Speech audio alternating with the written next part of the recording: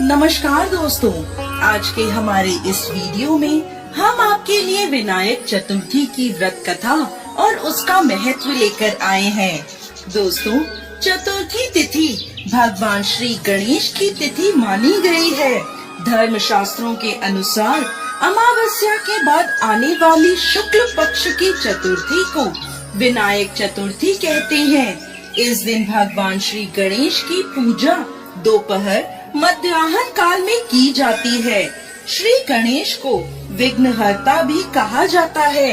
वे सभी दुखों और कष्टों को हरने वाले देवता हैं। इसलिए भगवान गणेश को प्रसन्न करने के लिए विनायक चतुर्थी का व्रत किया जाता है। दोस्तों, विनायक चतुर्थी की व्रत कथा के अनुसार एक समय की बात है। भगवान शंकर और माता पार्वती नर्मदा नदी के निकट बैठे थे। वहाँ माता पार्वती ने भगवान भोलेनाथ से समय व्यतीत करने के लिए चौपड़ खेलने को कहा। भगवान शंकर भी खेलने को तैयार हो गए, परंतु इस खेल में हार जीत का फैसला कौन करेगा, ये प्रश्न उठा। इसके जवाब में भोलेनाथ ने नर्मदा नदी के निकट से कुछ तिनके एकत्रित किए और एक पुतला बनाया। उसकी प्राण प्रतिष्ठा कर उससे कहा, बेटा, हम चौपड़ खेलना चाहते हैं, परंतु हमारी हार जीत का फैसला करने के लिए कोई नहीं है। इसलिए तुम बताना कि हम में से कौन हारा और कौन जीता।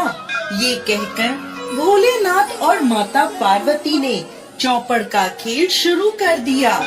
यह खेल 3 बार खेला गया और संयोगवश तीनों बार माता पार्वती जीत गई। खेल समाप्त होने पर उन्होंने बालक से कहा कि हार जीत का फैसला करो। तब बालक ने महादेव को विजय बता दिया। ये सुनकर माता पार्वती क्रोधित हो गई और क्रोध में आकर उन्होंने बालक को श्राप दिया और बोली, तुम्हारा एक पैर टूट जाएगा और तुम कीचड़ में पड़े रहोगे। ये सुन बालक ने माता से माफी मांगी और बोला, माता, मैंने अज्ञानतावश ऐसा किया है, किसी द्वेष से नहीं। तब माता पार्वती ने उससे कहा, इस स्थान पर विनायक चतुर्थी के दिन गणेश पूजन के लिए नाग कन्याएं आएंगी।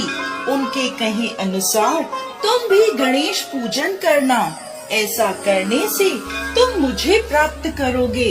ऐसा कहकर माता पार्वती भोलेनाथ के साथ कैलाश पर्वत पर चली गई।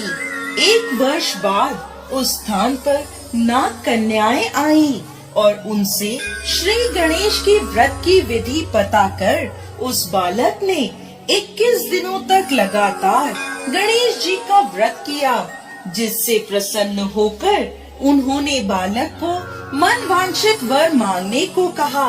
तब बालक ने कहा, हे विनायक, मुझे इतनी शक्ति दे दीजिए कि मैं अपने पैरों से चलकर अपने माता पिता के पास पहुंच जाऊं। बालक को यह वचन देकर विघ्नहर्ता श्री गणेश अंतर्ध्यान हो गए। इसके बाद बालक कैलाश पर्वत पर पहुंचा और वहां पहुंचने की सारी कथा उसने महादेव को सुना दी। उस समय पार्वती जी महादेव से विमुख हो रखी थी।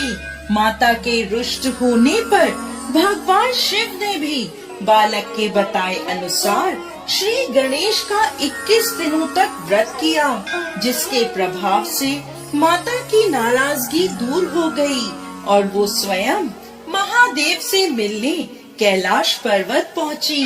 वहां पहुंचकर उन्होंने शिव जी से पूछा, आपने ऐसा कौन सा उपाय किया जिसके फलस्वरूप मैं आपके पास आ गई। तब भोलेनाथ ने विनायक चतुर्थी का इतिहास उन्हें बताया। यह सुन माता पार्वती ने अपने पुत्र कार्तिकेय से मिलने की इच्छा जताई और इसी इच्छा से उन्होंने भी 21 दिनों तक विघ्नहर्ता श्री गणेश का व्रत किया और पूजन किया। व्रत के 21वें दिन कार्तिकेय जी स्वयं पार्वती जी से मिलने आए। कार्तिकेय जी ने यह व्रत विश्वामित्र जी को बताया। विश्वामित्र जी ने 21 दिनों तक व्रत कर गणेश जी से जन्मों से मुक्त होकर ब्रह्म ऋषि होने का वर मांगा और गणेश जी ने उनकी यह मनोकामना पूर्ण करी। इस प्रकार विनायक चतुर्थी का व्रत मनोकामना पूर्ति व्रत कहा जाता है। तो दोस्तों, कैसी लगी आपको आज की हमारी विनायक चतुर्थी की कहानी? हमें कमेंट बॉक्स में लिखकर जरूर भेजिएगा और साथ ही साथ हमारे इस चैनल को सब्सक्राइब करना ना भूलें।